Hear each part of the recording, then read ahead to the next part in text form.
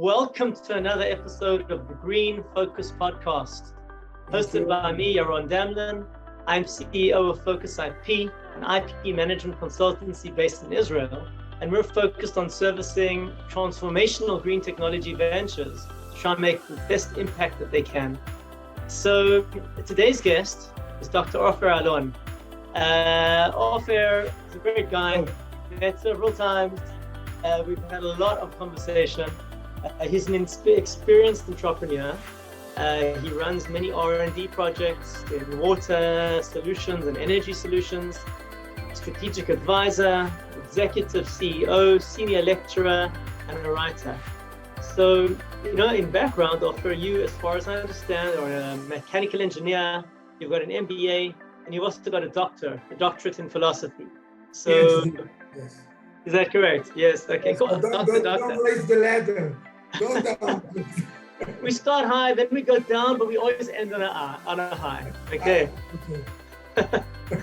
So, Ofer, you have been doing work on major strategic projects, majoring in energy and water and green building, specializing in setting up energy efficiency projects and production of electrical engineer using PV and water and heat absorption and system integrations, etc., etc. There's a lot to talk about, and I'm not going to spend the whole session talking about what you've done, but I would actually want to start the session by kind of asking you, because you see, you wear multiple hats, okay? You're running a Scalers ecosystem platform, and you're a CEO of ATFL Technologies, and you're also president of Seagon Global, and you've got a lot of stuff in the past.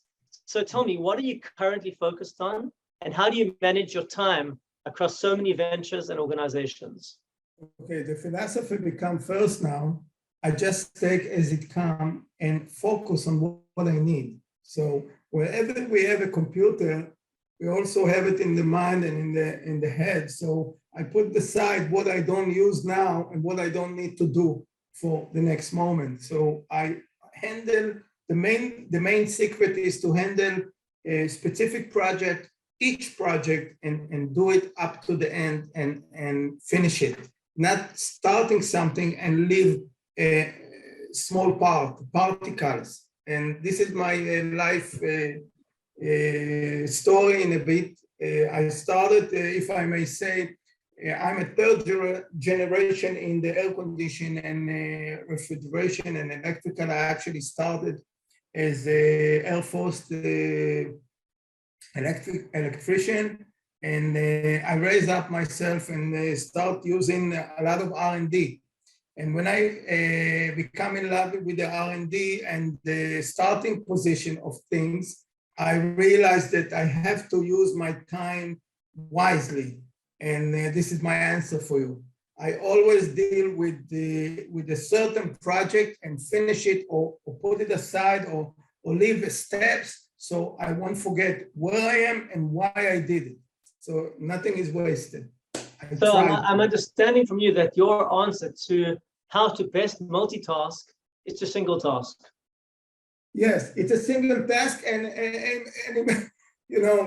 I'm a lefty, so I don't know. It's something in the mind. you have to be something with multiple thinker in order to do multiple things. So you must manage your time, or you actually go to the big C and start going down. So I'm trying not to do that. Okay, so with that for a starting point, so what is your focus at the moment in terms of your major projects or kind of a mission focus at the moment? Yeah, actually I'm doing 3 projects, and I'm very interested now in the indoor air quality. I developed a very, very simple system that actually we have a problem with the HVAC. The way the HVAC in the buildings are operated, we are actually keep the viruses airborne. We are recirculating them all the time. So I decide, when the corona attacked us about 2.5 years ago, I decided to take one of my projects and put it as a prototype. And this is one thing that I really like to finish. I'm looking now for a strategic partner or somebody to move this big, interesting project. The second one, I do energy bank. Energy bank, I received a few grants on this project. When I had a startup, we received 98 grants from the government for installing certain type of improvement to the retrofit arena to the HVAC. And I decided that I'm taking it one step up, and I developed a control box that actually decrease the amount of working time of chillers. So that's the main one, and I'm doing now a project in Metzada, in Museum Metzada in Israel. It's a very long way, but it's very interesting project, and I love it. And the third one I'm doing with the water. I believe that we have a problem, a major problem it's actually almost a crisis in certain countries, and we can see that actually we have less and less water, or too much water in other areas. So water, rain, or whatever. So I decided to develop a very small system that create water from dew, mechanical system that actually create the situation that needs to bring the dew down to earth, okay? And the dew is like a train. When you have the good situation, or when you have the ambient that actually hold and hug the dew point, so everything is working fine. Therefore, we get every night we get some kind of dew on any kind of vegetable or trees or whatever that build actually with big face up to the sky. So I developed a mechanical system that I believe that everyone can install it and enjoy water. Of course, as long that we have a high humidity, it's better to us to have this system. So this is the three major things. And the fourth one is transportation. I believe that we have to change our thinking. The humanity have to change our thinking. We are using too much of what we don't have too much. Okay, and I think one of the major things, it's the third one that actually having a problem in the world as far as losing energy is cars. So I believe that we have to open a social plant. We will become partners with each other by having our vehicles as energy, not only consumer, energy producer, okay? And when we share what we produce, we actually leave what we need to the car, and we take out what we don't need, and we get paid for that, so we can actually enjoy, one, from making money, and two, from helping others to have what they don't have as far as energy. Energy from car actually is the waste, is the number 3 in the world that we are wasting, unfortunately. Wasting energy. What an introduction. Okay, I have all these questions lined up for you, and you kind of like started with everything in one shot. So I know we've spoken about some of your projects in the past, and it's great that I've got an update now from you. But I'm going to start off with then just one question on the water situation, because we already started discussing that. You know, I've spoken a lot in the past and gone into this issue before of how Israel's kind of managed to attain water independence and water management leadership. Now, we don't want to overemphasize it, and we don't want to get lazy and think, well done, too much, right? But we've achieved certain things in that sector. And no doubt, you've been around and you've done a lot of projects in that sector and contributed. significantly to this position. Now, my question is, what critical skills or abilities do you think we in Israel have that we could take to the world to help them solve their water crises, which we're seeing more and more of? Okay, first we are using or reusing wastewater, which is actually a very interesting, it's a very interesting subject, because to make pure water, you need a lot of energy, okay? And when you need a lot of energy, you actually take also the minerals, and you have to add minerals to the water that you actually, let's say, take from the sea and recover them, if I may say recover, or you take water from the sewage and you make them for drinking. So you need a lot of energy. What I think we have in Israel, the common thing is we have the knowledge to take what we can with what we have, okay? What we can is actually taking them with a perspective to what we have as we can redo it. In other words, I think our main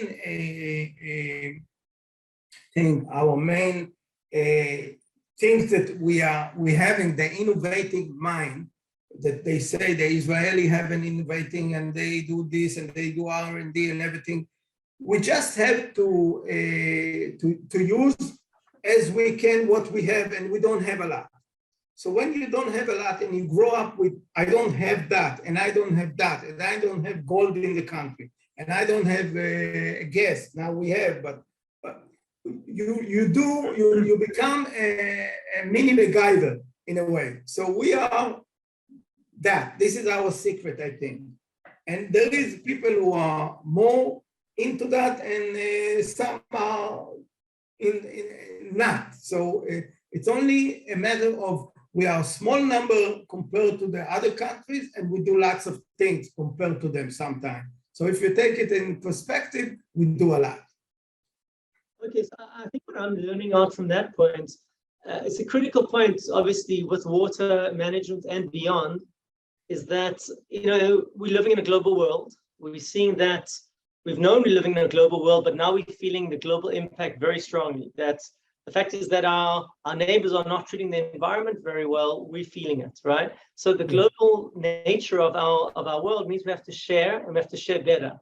So when we, for example, have got experience of having a desert region that we need to find new water sources for, so we go to wastewater, for example, which we're producing regularly, those are things which we need to kind of take to the attention of those countries who need that extra water source. So too, there are things, there are definitely models that may be applicable in Europe or in the Sahara or in tropical countries that we can adapt, we can learn from. So we need to learn from others to keep on moving forward, and they need to learn from us, or at least we can teach others what we've already gone through. Because as you said, we simply, I think, went through crises a lot earlier than many other countries. We thrived with a growing population and needed to survive in a desert environment, essentially, and needed to find new sources of water. And we did things that are pretty amazing, not just the waste management, the waste recycling, the desalination, and just even the idea of the water carrier. The water carrier, which transferred water, transported water of hundreds of kilometers from a source to other places, which many countries in Europe, for example, never had a need for, because they had enough rivers. Inside, within the house, in-house. So anyway, so thank you very much. That is where at one point I wanted to start. By the way, I just want to, please, I want to tell you something about what we have to bring and what they have to bring us, another country, what you mentioned before. I think we just have to work together. I think we have, the main thing is to sit down and no country borders, because we have one issue, is we need water. It's not that Turkey have more and Israel have less, or other country have disaster now without water or too much water. The main solution is to sit and work together. We have to co-op groups from all the countries and sit down and make a joint venture of ideas and do it together. Okay, that's I think we need a new leadership. We don't, the leadership, maybe I go a bit aside from what our discussion, but the change needs to be done from us and from our leadership. You cannot only blame the leadership. We have to change in order to share what they have, what the other share. And if we acknowledge that and we be able to do that day by day, I think many things will be solved faster and accurate.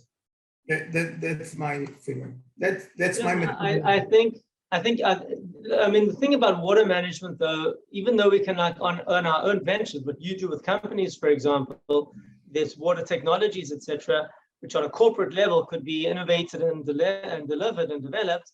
Obviously, on a country and a national level, we need to have buy-in from the politicians and the leadership. For example, we've seen now how we've now started, exporting significant water to Jordan. We've been at peace with Jordan for a number of years, and they're a country that's extremely, deprived of water. And because of our abilities to have, increased water, desalination, etc., we're actually exporting water. And I think it's a fantastic model. I mean, it's not easy, and it's not something we should assume is like achievable in an easy way. That's a very good. It's amazing. It's amazing. Excellent example, because actually we give them electricity also by having a PV. Let's say in Bet Shean, there is the border between Jordan and Israel. It's an area that actually will do this thing on premises over there. So that's a good example. Mm-hmm. So that's it. We talk about getting together and working together across countries. I think what has to change in summary is this kind of feeling of win-win, that especially a thing like water has historically been such a point of tension. Mm-hmm. Right? I get the water supplies, you lose. And that has to change, because at the end of the day, your neighbor loses, you also lose, right? It's going to affect you economically. There's going to be migrants, there's going to be wars, there's going to be a lot of consequences. So I think we're in a similar mindset about the need to achieve win-win by kind of water diplomacy and water policy. So I think we're on the way. We've got a good starting point. At least we started now, and may it continue. That's the hope. I can give you another example, which is very, very close to us now. We're talking about smart cities. Smart cities actually needed to be managed differently. They need to be managed according to the needs, and not given the need to manage us. In other words, we consume, and we have to manage our consumptions in the way that we share what we don't need for now. So if you are looking at this new wave of smart cities, smart grid, and whatever, everything is involved with sharing information, sharing operation, peak shaving, and more like that. So you actually don't need, what you don't need, you are not really produce, or if you produced it already, don't waste it, give it to someone else. So the things is making together the things, it's must, because we progress in technology, but I think we are in a way back because of ego mind and political and whatever. So I want to finish off this point. It's a lovely point. I've been recently researching and speaking about the idea of the circular economy. And the circular economy is exactly about that, the philosophy of it, of not ending the usage of something too early, because then you have to pull new resources. Yes. So you finish off with something, it can be still utilized or reused or adapted, and you do that, whether inside or whether outside. And the water tangents into that beautifully. We thought that when we used water and to flush down the toilet and flush down the bath, it was the end of the water. And we have learned through this whole process, it's actually not the end of the water. You can actually use the water for a lot more, and you can regrow your fields, right? So it's a beautiful example of how we can really feed the circular economy by thinking further, adapting further, and also sharing with neighbors and sharing with other countries, etc., etc. So I think that's amazing. It's an amazing. So I give you another point. What I did in a very big company in the world, I reuse the flow of water coming down from the chiller unit that actually mounted on the roof, and some other unit are on the basement. And I reuse the height difference and actually make energy by hydro energy, hydro generation. I did it in an office building. I also did in another building a project that I installed a certain construction with air turbine above chillers, and actually the air coming out from the chiller turn over the air turbine and we create energy. So there is many ways out of the box to do things. We just have to do it. And don't forget, we have to make sure that we have the energy balance on a logical way, not go out of the box totally. So you have to be near economical always, near innovation, and near courage to do, okay? And of course, money to do it. So that's why we're speaking to you as an example in the field of someone who's had to think many times out the box. Let me move on now to another thing. You see, we've spoken about energy production in a few podcasts, but one of the things we've spoken less about is green building. And green building is something which I have got a particular interest in. What does your experience teach us about the present and future direction of green building, so that it can make a substantial impact on our planet? Okay, first, to be level with you, I was one of the 7 Michiganders, 7 crazy people who actually started the green in Israel, the green company in Israel in 2004. When we start that, and we mentioned about green energy, or not green energy, green building, I was the only one who actually came from engineering, and the other one are like trees huggers. Okay, good friend of mine, but they're not from energy, they're not from engineering. Oh, fair. Some of my best friends are tree huggers. Okay, very good. Today I'm tree huggers too. I have no problem with that. But when we got alone and we start making regulation like 5281, which is a very interesting step to make establish this in Israel, we got a dissonance. We got always the no. We got cold shoulders from companies and from the government, because nobody really knew how to take it, how to deal with it. Why it's no good, what is giving me, I just waste more money, why, I don't need them. But along the year, people start to understand that actually green building is helping you to help yourself. Actually, when you live in green buildings, you probably have some basic things that maybe not not placed in other buildings that are not green, okay? Because the name green means nothing. It's not a green paint, and it's not nothing. It's a perspective on a few things, and 60% about it, it's on energy, pretty much. So I think the future in Israel, if I start, it's very clear that it become must. It's a part of regulation. You cannot get today a premise. You cannot get okay to use the building without doing certain steps in a green building arena. So I think the green building will go to some more objects that actually not taken care so good or so much now. One is indoor air quality. It's must taken care within the green building regulation. Two, it's very, very important, and I was involved with some things, and I wrote some things about it. It's energy configuration, the energy number of the building. In other words, how, what is the level of the building, not the level of the electrical product. When you are mentioned that I am efficient, you are always talking about refrigerator, air condition, or any kind of electrical motor.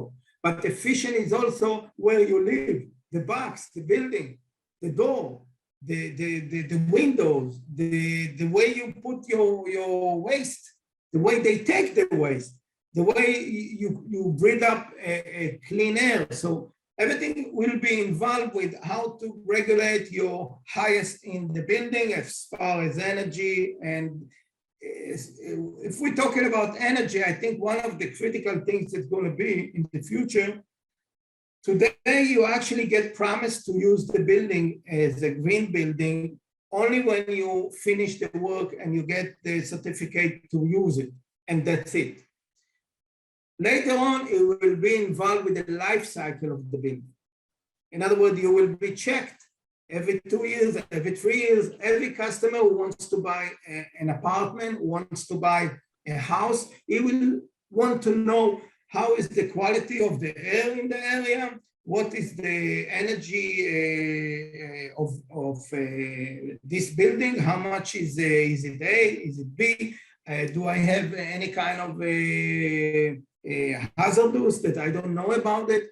And the major thing is that if you take a half-price building, let's say 20 floor, the apartment in the west side is not the same as the north side. So you have to check each one of them. So tomorrow, what I see, when the builder is going to build the building or advertise his building, he will be aware of where he will build it and what will be his inspection situation. In other words, it's not only to sell it and that's it. Let them live for long life in a good quality area. So the land, if it's not clean, will be taken care. Let's say there is many parts of this country and in other countries that there is a land, but we have to check if the land is not in toxic or something happened to over there. So we must deal with it with the green building, but also with the life cycle of the building. So that's what I think the green building will go. I'm sorry, I don't have a few words that I want to do in Hebrew, so I try to translate, but I'm okay, I hope. No, that's all good. Everything's great so far. About that point, it's interesting, what we're seeing in Europe today is the energy shocks. So for example, when I think now about cutting our energy bill, is it worth putting in solar panels to cut the energy bill by this amount? And there's just all these kind of considerations, right? But when you see now what's happened with the energy crisis, suddenly in the UK, they're paying 6 to 10 times the price for energy. If they would have had green homes or green energy investments, it would suddenly be a radical shift of their available income, in many places, and not to mention the energy independence, that you're being scared that you won't be able to keep warm in the winter in cold climates. Those are critical factors. For me personally, besides that element of energy management and savings, and what you mentioned, these really important points about air quality, etc. There's also the side always of green building, which I relate to, is green building in the sense of beauty, of living in a nice environment, of making sure that there's, there's green around, and that there's maybe water around, and that there's features, there's trees, there's things that you can look into, and not just live in a concrete jungle, and enhance kind of a standard of living by knowing that you've got some beauty around you and you've got nice views to look at rather than just concrete and glass shining in your eyes. So these are also aspects which I think are important to focus on. That green just doesn't mean only, as you said, long-term cost savings, even though often in the short term you're paying more. I love that point that you made about the kind of real estate value, so to speak, that in the future it will be, we'll need to know much more. We'll need to have a careful accounting, an audit of your level of green building to know not only carbon consumption, which is going to be critical as well, but all these factors about energy saving, etc., because it will be a sale point, it will be a value point in terms of the value of that real estate. Yeah, but I have to mention, well, we didn't go deep to that, but there is a conflict, a major conflict, basic conflict between the builder, between the one who actually paid to build the building, to build the project, to the government, to the need of us who are going to occupy the building and everything. You mentioned trees. You mentioned how you can see a different way the green building to another building that is not green. Well, it's not so simple to do that because the one who wants to build, he wants to use the most of his area, the most of the place.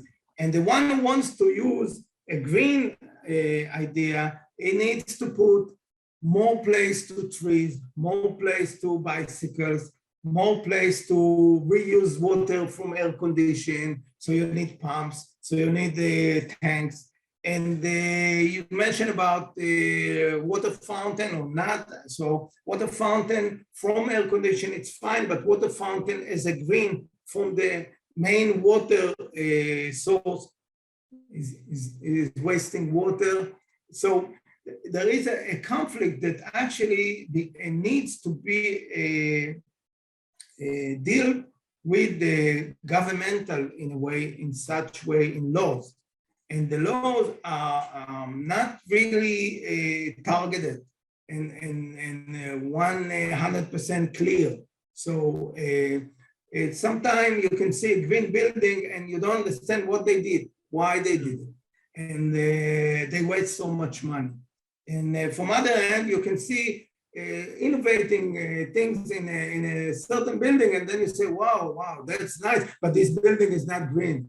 So the green sign on the top of the building mean nothing, means a lot. You mentioned about the pollution, so it depends very much, not when you build the building, or it's very important how you use the building, how you use the operation, how you regulate your innovating things. Many times I've seen when I go to inspection or I'm walking into a factory and everything, all the major little things that actually help to save or something most likely are not used for many years because people don't understand or don't want to get involved with them, or it takes some more money to maintain them or whatever. So as I mentioned before, we have to change first. We have to think green. We have to put on our head the real needs for us, the environment, which we didn't talk. Let's say urbanic city. When you are looking at the city, you are looking up, and it's maybe natural that you look up, but please look down. See how much land you actually left. You don't live a lot. We don't have a lot of land. Everything is concrete. So you need a lot of sewage, and the sewage go up whenever you have a bit more water than the normal one. And we have seen disasters in Israel and all over the world. So we have to take care on both things, and not only what is mine. We have to look from the top, and it's very hard probably. It's maybe utopic because each project is a different money, and each project have one interest to make money. You understand what I mean? Ofer, so I mean, and the point of conflict is very important. We're seeing it all along. It's short-term thinking versus long-term thinking. And as you said, there are trade-offs everywhere. There's no free lunches. Yes. So when you build a high-rise instead of building low-rises or low buildings, we know that we can maybe save more land on the bottom, but we're adding more pressure on the top. There's various conflicts. But the thing that I'm asking at the moment, right, in terms of that point of conflict, is that what is the society, right? What calls have we got as individuals versus government in those decision makings? Like, are you encouraging government to, or do we need to encourage our government to be much more long-termy, okay, as opposed to short-termy? And how do we do that? So I think what the world did with the statement, the United Nations-led statement of kind of 2050 carbon zero, right? It's something which is like, it just gave us a dream. It gave us like a Mars landing to aim towards. It's this big goal. Who knows really how we're going to get there, or if we're going to get there, or how well we're going to get there. But it's important that it gave us some kind of point of thought, of planning. And I think we all need to do that. So that's why, for example, the Glasgow conference, it drilled into our consciousness that we've got to all start thinking long term. I know in Israel in particular, I didn't actually grow up here. I came to live in Israel at age 22. But I always had this kind of feeling of we're living very short term over here because of the tensions and the dangers and the higher level short term problems and conflicts that we have. And yet, I do think that things have changed a lot in the last 2 decades. And this green movement, this kind of energy that's being put in the media and elsewhere to think long term, to plan long term, and as the example goes in the green building, not to think of the cheapest way of putting someone into a home, which we had to do for many years in Israel, but how to build homes for the long term that will keep them being good for the world in the long term, which could be sustainable, which will do positive things for the environment and the planet in the long term, even though they may cost more in the short term. It's a hard conflict because not everyone's got the extra money to spend, but that equation of as you said, I think in your earlier statements, it's better for us to think this way, not just better for the environment and for the tree huggers, it's better for us here and now. And I think the changing world we've seen around us and the kind of earlier than expected climate crisis is helping to drive that message home. Yeah, I tell you, very, very important what you said now.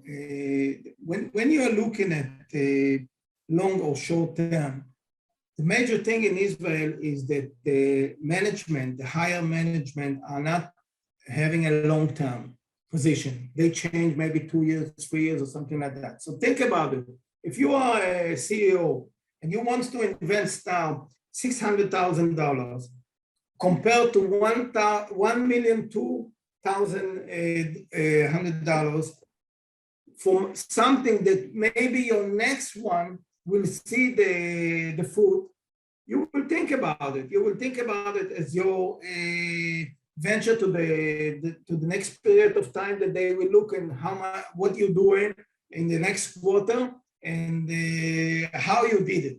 So many decision makers are going through the near future, what they will see now, how they will react, how they will explain what is now happening in my shift, what is in the next shift. Okay, it's fine, it's excellent. And here you need the government. The government needs to get some kind of help. And I was involved with writing down the energy 2050. I was a part of a big group. Also, I was a mechanical engineer, the only one. The rest of them was from another occupation, especially for money. And one big word in Israel, and it's very important, it's almost by near crisis, is safety, the bitachon, army, security. So when you say security, or when you say, well, it's no, we have the army thing, have to decide about it, boom, you have a barrier. So we are not a normal country in a way. We are abnormal for the good way, but it also back us up, as you mentioned, in the short time. So when you are, let's say, a big officer in the army, you want that your job now in the year ahead will be fine. So you will show you started from here and you grow up to here. So you cannot really invest too much for the 4 to 5 years ahead, which will be probably 2 people's changed already. So yeah. The paradox is built in, and many times, many decisions need to be not forced by the government, the government must take care of the business situation. It must take care, by the way, what I found, but this is my personal idea. When you have, let's say, an old refrigerator or old air conditioner, and it's about 10 years old, probably you're not efficient, okay?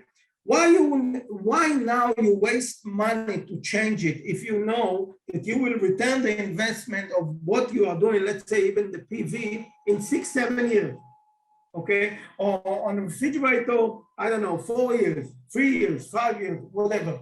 You must have some kind of an incentive that help you and give you either you must do it because, like, for example, on chillers, they said if your COP on chillers is less than this and this, you must change it by 1 year in ahead. So the government give you the hit you, but she give you also a option to get some kind of loan or some kind of grant. So when you do that and you make it as a policy and you actually make it as a strategic plan, a part of strategic plan, and it will go down from the top decision maker in the big factories that waste a lot of money and everything is by millions and trillions, up to us, to our home, up to our little home, little giant piece of 4 walls, okay? Only then, when we have the same interest and we be able to do it, and there is no poor people or rich people over that. If you need it, you just come and you get it. And they made some kind of a situation before, refrigerator, for example. They said, whoever don't have money with Bituach Leumi, come over and you have X months, change your refrigerator. We give you 80 or whatever percent about it. I don't remember the percentage. What's happened after that, that the people who have no money most likely didn't change the refrigerator. The people who have money, they know, they understand, they come over, they bring the paper, and that's it. And that's our situation. No corroboration. Okay, so I hear the challenges, and that's what we need to get right. We need to kind of put the numbers out there, I think. We need to make it clear to the people, the consumers, the end-level consumers, what the costs are for maintaining old equipment, what the advantages for new equipment. And we've got to also, the challenge of the industry is to bring good enough products, cost-efficient and energy-efficient products that can actually make it obvious to do these changes. So we got the challenges. Now, I know that we can keep on talking for a long time, and there's lots of other questions, but I have to start coming to a close. I promised you we're not going to be too long. So just wanted to you're doing it because you hear the noise that I'm here with. That's true.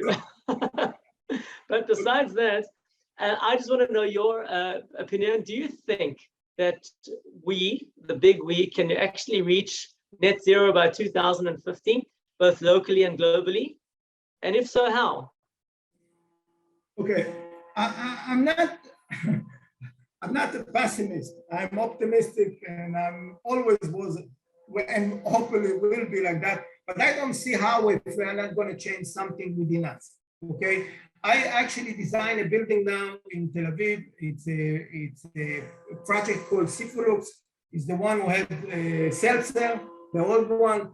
And they're gonna reinvent the building, and I designed over there almost zero building energy. Zero building energy is pretty much close to cogeneration. We have over there a 2.2 mega generator, Rolls Royce generator. It will be, of course, if we will have a natural gas in the area, and we can make from the heat. We can make about 440. Tons of refrigeration out of 600 needed to the building. In other words, almost zero building energy. But the usage of electric cars that actually we don't have a solution now yet to that. We don't know yet how to take the electrical and keep it in a way so we can reuse it. And we cannot really do now things that utopic. Whoever decide that we need to be there, help actually to be there when we're gonna reach the 250. So unfortunately, I don't think we will reach that, but as more that we will go over things that we can change and improve, I think it's not up like sky. We can we can reach that in a way, but I would not put 250. I would say, let's start doing it actually. Let's start changing now so we can reach, hopefully maybe before, I don't know. But in order to reach that, we must have big changes in our operation and in the way we have the electromechanical equipment in the building, the controls, to deal with the temperature outside. Just to let you understand what I mean about the temperature.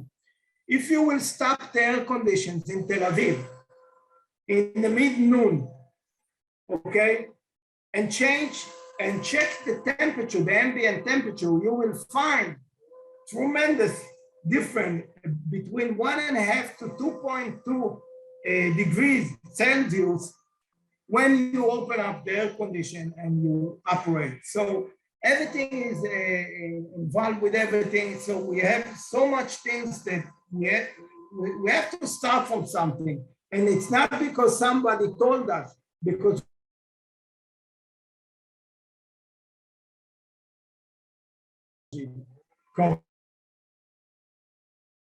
So cutting out. Can you hear me, Ofer?